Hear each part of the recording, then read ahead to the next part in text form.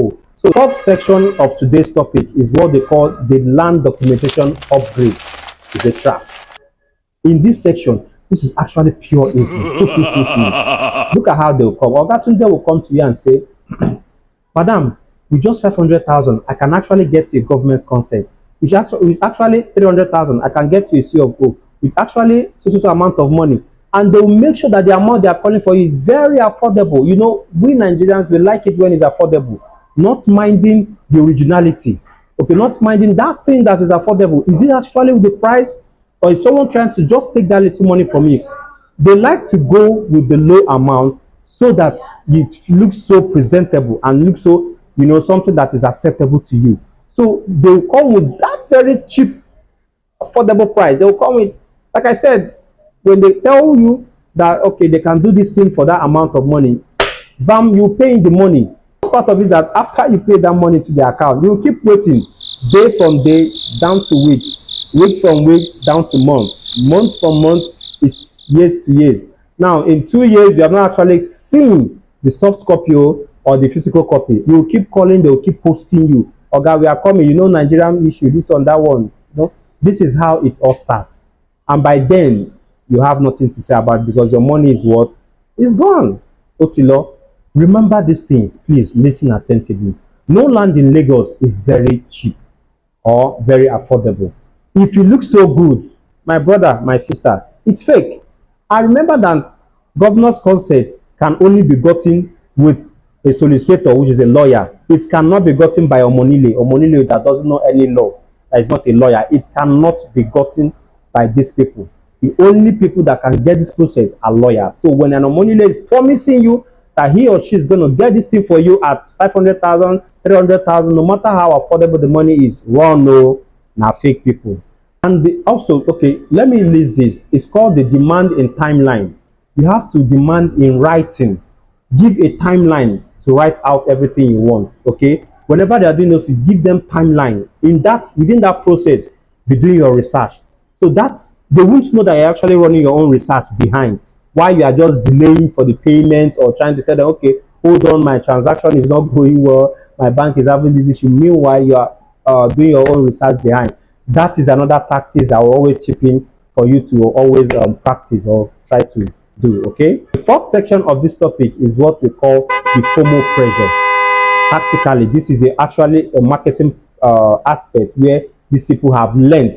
You know, these things are very dicey. Like I said, these things are good, but they're also bad. Why is bad is because those bad ones or those bad people have actually turned these good things into the bad way. Now they use that bad act practice to siphon and scam people, because this FOMO is actually a good marketing plan or a good marketing strategy for marketers that are actually sincere in this business, but they have actually turned this in a way to scam people. Now, why I actually deliberated on this is because this is actually how they come. They will tell you, Oga, somebody is about to buy this land, though. They will keep pressuring you, keep pushing it on that this land will be sold out tomorrow. It will be sold out by next day. It will be sold out in the next minute, just to make sure that that money comes out from your pocket. Or they normally use this keyword, Oga, hurry, 3 people are coming for this property to see tomorrow. Does this sound familiar to you? This is actually how they start. And now in this, I'm going to tell you the tricks. Remember, I told you that I have the playbook of all these people. I have testimonials and I have the information necessary. So I'm reading it out for you to hear these things and make sure that you don't miss anyone from this, okay? Now, the tricks they use, the number one trick that they use, the phone call. Now, when coming for the special, you see them making calls, and their calls, you'll be hearing them say something like, Oga, somebody is about to take it to, I don't know what you're saying, somebody has taken it, the land is no more available, you know, stuff like this. If this thing sounds familiar to you, this is how they start. Now, this is a very good trick they use. And the second one is that they get rented crowds. And these rented crowds are the people that will tell you, these are the buyers. These people are people they have paid little amount of money to act like the buyers. So when you come there, you see so many people inspecting the land. They'll tell you, oh, this one is about the buying, is one of the clients, this one is one of the clients, this one is also buying, blah, blah, blah, and all those things. So this is another trick that they use. And then the third one is using so-called fake sold stickers. Now, they can design a sticker and just put it sold out. Meanwhile, the land is not actually existing. So that will actually push you or trigger in you for you to make sure that you pay into that account that very day. So all these tricks are what they have sat down, modeled, and orchestrated to make sure that they actually bring out that money from your pockets. Very easy. The truth is that these things sound very hard, but that's actually the real trick and how they get this thing in the reality. Let me add this thing to you. I like spicing this question because of the experience, the wide experience I've had in half a decade in this real estate business, and from the ones I've interviewed, and I've heard and I've investigated and found out how these things were done. So you will hear this thing, they will tell you, Oga, make payment today. If you don't make payment today, you cannot get it tomorrow. Do you know what you tell them? Tell them, okay, I'll come back tomorrow. We'll see tomorrow. Now, when you say this, look at their countenance. It changes. Okay, when you say this, their countenance changes. My brother, beware. Those are scammers. So just try and delay, like I said, delay the process. When you delay the process, in between that, you can find out when they are real. Okay.